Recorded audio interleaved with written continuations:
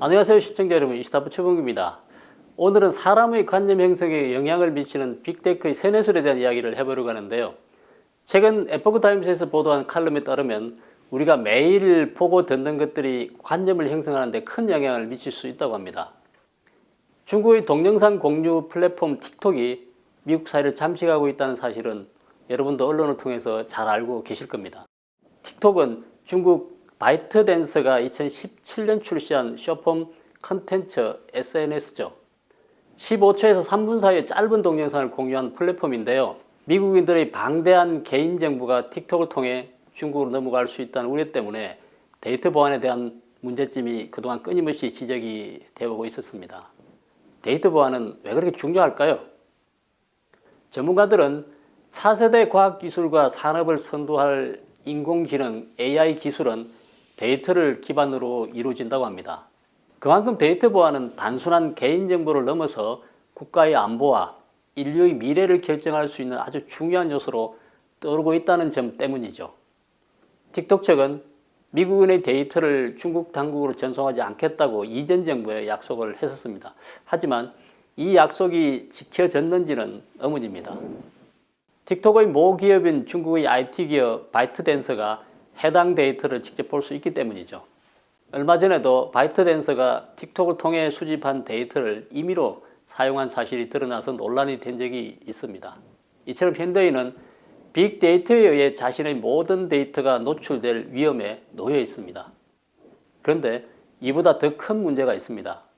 바로 소셜미디어입니다. 소셜미디어는 사회적 여론을 형성하는 데 막대한 영향을 미치고 있고 실제 각종 선거 등 사회 전반에도 큰 영향을 미치고 있습니다. 미국은 2019년과 2020년 사회 전반에 걸쳐 큰 격변을 겪게 됩니다. 당시 틱톡은 미국 이용자에게 특정 영상을 추천해주는 알고리즘 기능을 통해서 사회를 그룹화하고 사람들의 관념을 극단화하는 데 일조를 했습니다. 예를 들면 한 청년이 미국 인종 문제에 관한 영상을 많이 보게 되면 틱톡은 그에게 인종 갈등이 반영된 영상을 더 많이 추천해주는 방식입니다. 기업 입장에서는 더 많은 트래픽을 올려서 광고 수익을 더 많이 벌 수가 있겠죠. 틱톡은 이 알고리즘을 통해서 지난 2년간 미국 사회에서 이용자의 선호도를 극단적으로 강화하는 데 일조하기도 하고 큰 돈도 벌었을 것입니다. 이용자들은 자신과 가치관이 비슷한 소속 그룹을 찾아 나서고 그 그룹에서는 그들이 선호하는 컨텐츠를 끊임없이 업로드하겠죠. 결과적으로 이용자들은 자신도 모르는 사이 점점 자신의 관점이 극단화될 수 있다는 점입니다. 이 문제는 결국 법정으로 가게 됐습니다. 최근 미국 텍사스주와 위스콘신주의 부모들은 LA 법원에 소송을 제기를 했는데요. 틱톡의 알고리즘이 유해한 콘텐츠를 아이들에게 고의적으로 그리고 반복적으로 노출시켜 결국 참담한 비극이 일어났다는 주장입니다. 아이들이 숨지는 사건이 발생했는데요. 숨진 아이들은 틱톡에서 유행하는 기절 챌린지를 따라하다가 숨졌다는 겁니다. 이 기절 챌린지 게임은 기절할 때까지 자신의 목을 계속 조르는 아주 위험한 게임입니다. 부모들은 소장에서 틱톡의 알고리즘이 아이들에게 허용될 수 없을 수준의 위험한 동영상을 의도적으로 표출했다고 주장을 합니다. 홈탭은 개인화된 콘텐츠를 보여주는 페이지인데요.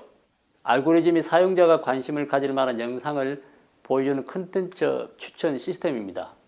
사용자가 틱톡을 떠나지 않고 계속해서 틱톡 내에서 시간을 보내도록 잡아두는 기능을 하죠. 미국의 연구원들은 이 같은 틱톡 효과에 주목했고 중국共产党이 미국 사회에 개입하는 사례로 분석을 하고 있다고 합니다. 틱톡이 실제 중국 공산당의 지시를 받고 의도적으로 미국 사회를 분리시키는 작용을 했는지는 알 수가 없지만 사실상 미국 사회를 그룹화하고 극단화하는 데 많은 기여를 한 것은 사실입니다. 여기에는 틱톡뿐만 아니라 유튜브, 페이스북, 트위터 등 거의 모든 빅테크 소셜미디어가 한 몫을 한 것으로 보입니다.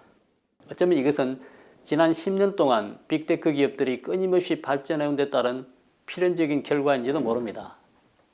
여러분께서도 최근 들어 사회가 극단적으로 분열되는 현상을 주변에서 쉽게 찾아볼 수가 있을 겁니다. 정치에도 좌우, 보수와 진보, 양진영으로 나뉘어 서로 이해도 타협되지 않고 강대강으로 치닫는 경우를 많이 보셨을 겁니다. 이런 현상이 지속되면 결국 그 사회나 국가에도 매우 좋지 않은 영향을 줄 것입니다. 프리드리 하이에크가 1944년에 출판한 노예의 길에서 하이에크는 단기적으로 우리는 모두 우리가 만들어낸 관념의 노예이며 우리는 이런 위험을 똑똑히 인식해야 이를 피할 수 있다고 경고를 한 바 있습니다. 하이에크의 경고를 떠나서 현대인은 과연 자신이 자신의 관념의 주인이 맞는지 한 번쯤 의심을 해봐야 할 것 같습니다.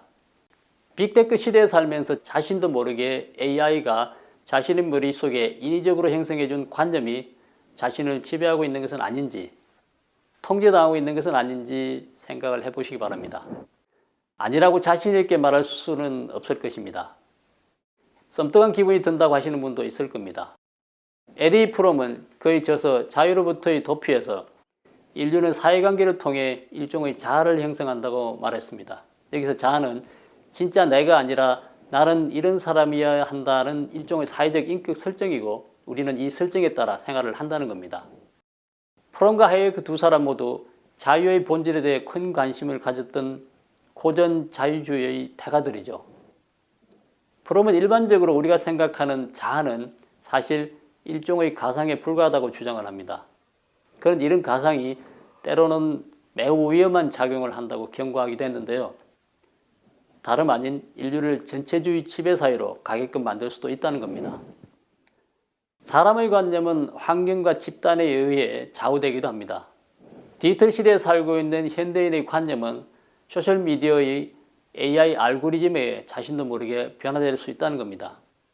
문제는 관념이 좋게 변한다면 괜찮겠지만 나쁘게 변하는 게 문제죠.